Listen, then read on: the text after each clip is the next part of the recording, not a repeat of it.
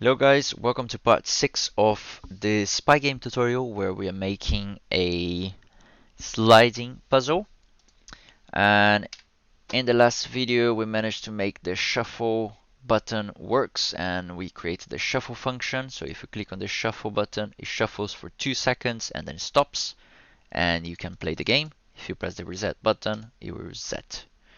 Okay, so now we're going to start working on the functions on the part of the update to see if we win the game or when we start playing the game. So we created this instance variable here to check if the game is running and for the timer as well and the elapsed time to do the count up. I was going to say count down, but it's actually the count up.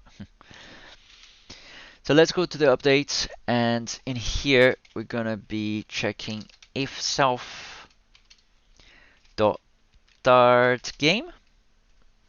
So if the game started, and this function we'll have to change in here. Once the shuffle starts, we have to change the start game to true. And also we have to do the start timer to true. I think I put the start timer as 0 in here. Yeah, this needs to be false. The starter timer here, sorry, I put it I start at 0, but it needs to be false because we need to start time, and then the elapsed time is going to be the one that is counting the seconds up.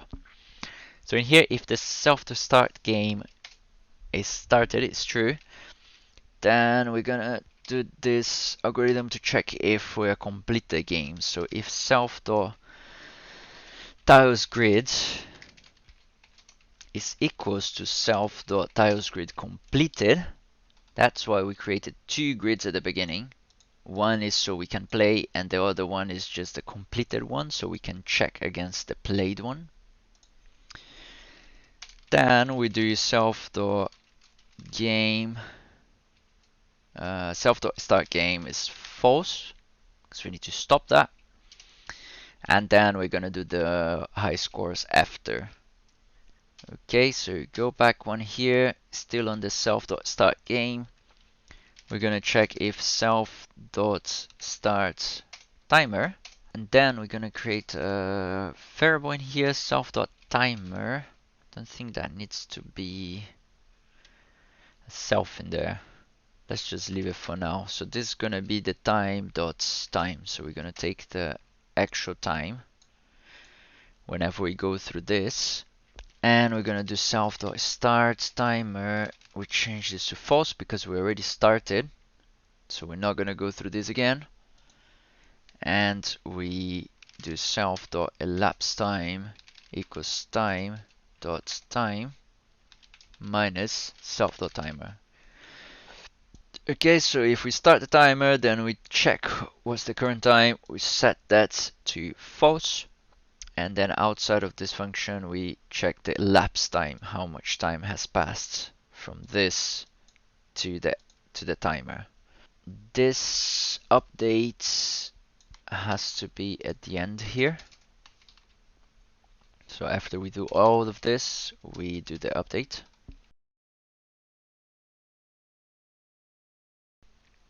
In this new function, we're also gonna have to reset all those variables, because every time we click on the reset, we do a new game. So we need to reset some functions. I'm going to just reset them on the top here. So the elapsed time needs to go back to 0. The starter time needs to go back to false. The start game needs to go back to false. And I think that's all. Because let's say you started a game and the counter is going up, but then you decided that you want to reset, or for some reason you made a mistake and you were trying to get your high score, so you just click reset button. So we have to reset all those variables so you can start the game again. And okay, so after this, let's just make a function. I think we can draw this timer straight into the draw function. The draw function here after the buttons. Let's draw this timer in here.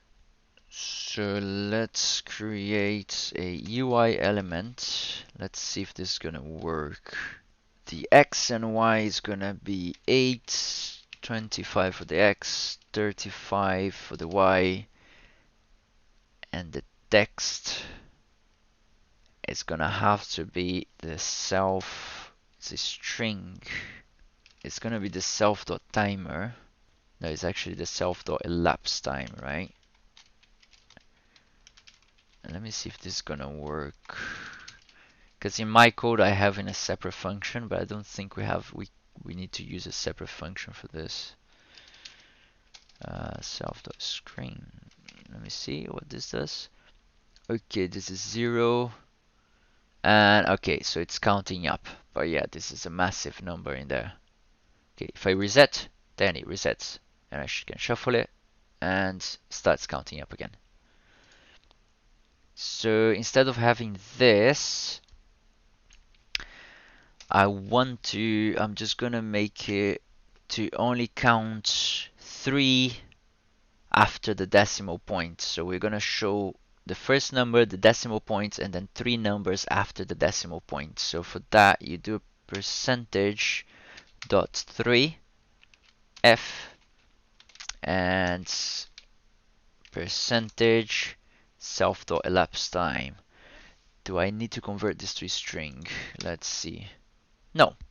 Okay, so you see it shows one number, the dot, and then 3 numbers after the decimal point. So if I shuffle it and it starts and it's not showing that massive number. It's 3 seconds, 4 seconds, 5 seconds, 6 seconds, and this is the actual time. So you can play the game. And actually now we implemented the win part already. So let's see if I win the game or if I manage to complete. And there we go. So I completed and the timer stopped. Okay, exactly where I completed. And you can either shuffle again and it will start, you reset the timer, or you can just reset and shuffle again. Okay, so that is done. Let's work on the high score.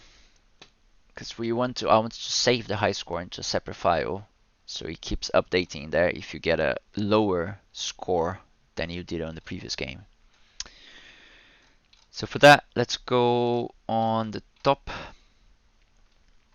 Let's go on the top here. Just after the constructor, we're going to create 2 functions in here, which is going to be to get the high score.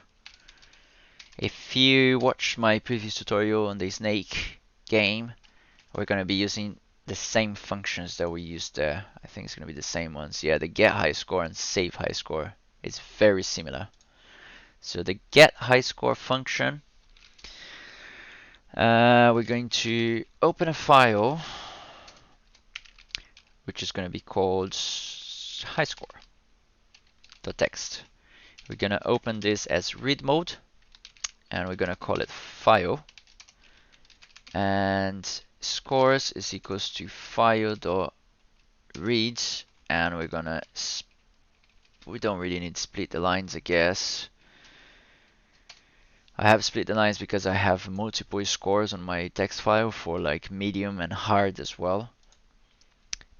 But yeah, let's just put that in there just in case. And in here we're gonna return the scores. Okay, so we're gonna open this file, which is gonna be the same folder here of the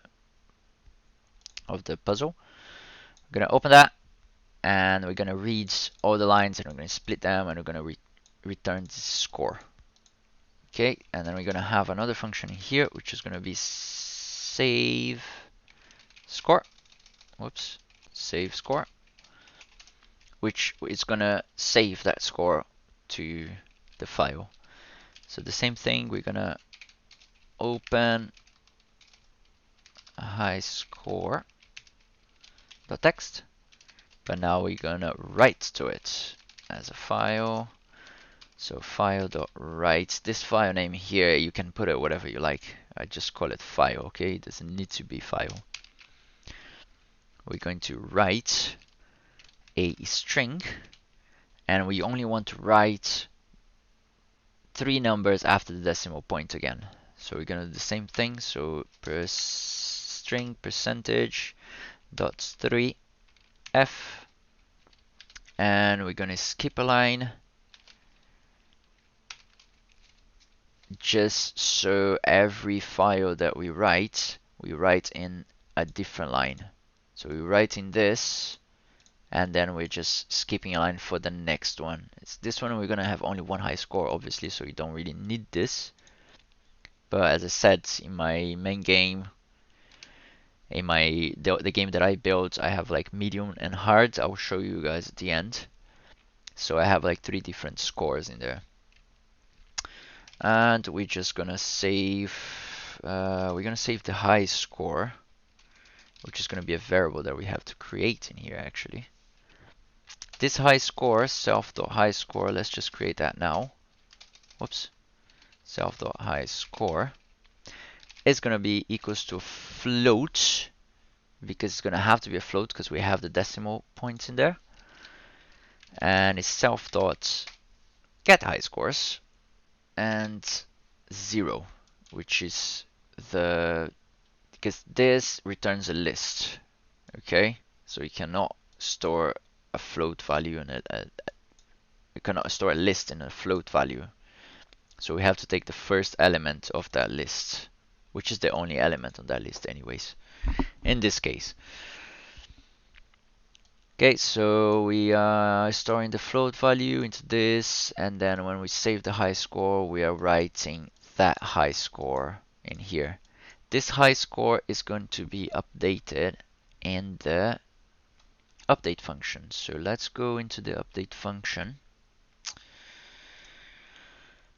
And it's gonna be right after here. So if we end the game, so if our tiles is the same as the completed one, we stop the game, and then we're going to do if self.highscore is more than 0.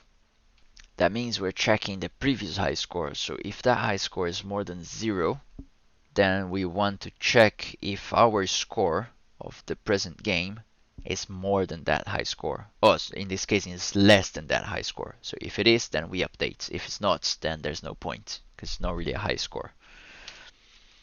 We're going to do self.highscore is equals to self.elapsed time only if self.elapsed time is less than self.highscore. Else, we just put the self.highscore in there. We just keep the same. Okay, and then else, so if the self.highscore is no more than 0, that means it's 0, it can't really be negative. Then we just do self.highscore is equals to self.elapsed time. And then we call self.save score. So we save that score into the text file. Okay, I think we're almost done. The only thing we need to do now is to actually display the high score. We're going to come to the draw function just before this. We're going to draw. We're going to create another UI element in here, which is going to be a little bit lower. So a little bit lower than, yeah, so let's put this underneath the timer. So this is the timer. We're creating the high score display now. So 710 by 380. And the text is gonna be high score. And we're gonna do the same thing that was did before. So we did 3 decimal points. So percentage.3f. And in here we can just pass self.highscore only if self.highscore is more than 0. Else, we just display 0. So we only display the high score if the high score is more than 0. If not, then we just display 0 and it's fine. Okay, let me run this and see. There we go. No such file. Okay, so now we have to come in here to our folder and create this file, which is called high score. Is it high scores? No, just high score, right? I forgot what I named my files. This one is just high score. There we go. And we're just gonna add a 0 in there. Let's see if this is gonna work now. Yeah. Okay, so we're not displaying this because we didn't call the draw function. Go back here, just put draw.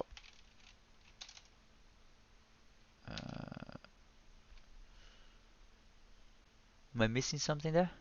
Draw self-dot screen? Oh no, not in here. It's in this one.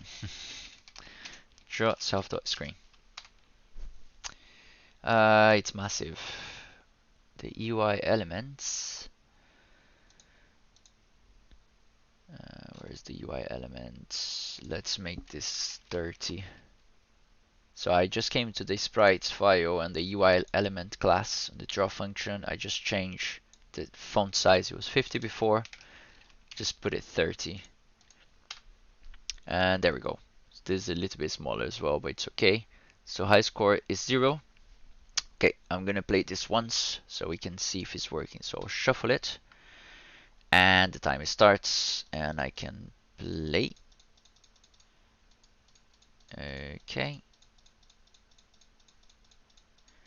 And there we go. Okay, so when I stopped, then the timer stopped. It did record a little bit before because this still runs for milliseconds after I stopped. That's why it records a little bit before than what we actually have in here, but it's only a few milliseconds before. Doesn't really matter. Okay, so I did that in 16 seconds, right? So I'm going to shuffle this again, and I'm going to not beat my record, so you can see that this is not going to change. Okay, let's do it like this, 3, 4, and then move this one there, and okay, and I can end the game now. Okay, you see it didn't update. Okay, so I can reset this. If I close it and I open again, my high score is still there. Okay, so if you come to the high score, you see that's the value in there. Okay, and I think that's gonna be it for this tutorial, guys. I hope you enjoyed it. Let me know in the comments below if you have any questions or you don't really understand some parts of it. And let me actually show you the one that I created with the medium and the hard difficulties. So this is the one that I created. So I just implemented a few more buttons in here. So you have easy, medium, and hard. So you can change those and it changed the grid. You see that? And I have the high scores here as well for each of those. So in easy, medium, and hard, and the rest is all the same. So you can shuffle the big one, and it shuffles, and then it starts, and then you can play, and then you record your score in there. If I don't want to play anymore, just click medium, it'll just reset. So I'll leave you guys this challenge to try to add these buttons in here for easy, medium, hard, and every time you click on them, you change the side of the grid and change the high score. And I can also show you the high score text file. Do you see? So I have those 3 in there.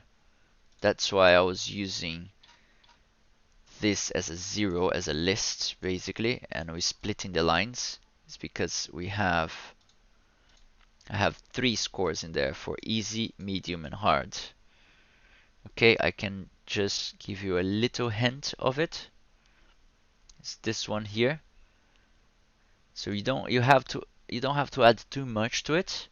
You have to add a high score for easy, medium, and hard, which you take the other values. And when you write the high score as well, you have to write each of them in a separate line. And what else do I have in here? I just add the other buttons for easy, medium, hard. And when we're drawing, you have to check if the game choice. So I have like a game choice variable which starts at the start of the game. Okay, so it starts as easy, but if we click on the buttons, so whenever you click on the buttons, we only have the shuffle and the reset, but now we have to add easy, medium, hard. So whenever you click on those, you have to change the game choice and the game size as well for 4 and 5, and make a new game every time. Okay, and then we just draw. So if the game choice is easy, then we draw the easy one and the high score for the easy, or for the medium, or for the hard. The update section as well, you just have to check which game choice you are on, and you just do exactly the same thing as we just done it, but for the easy, for the medium, and for the hard scores. And that's all. So I'll leave you guys this challenge. Try to implement this buttons in there to change for easy, medium, hard, and let me know how it goes. Let me know if you need some help, and I can try to help on the comments. Okay, thank you very much. I hope you enjoyed it. Consider subscribing and leave me a comment. Bye bye.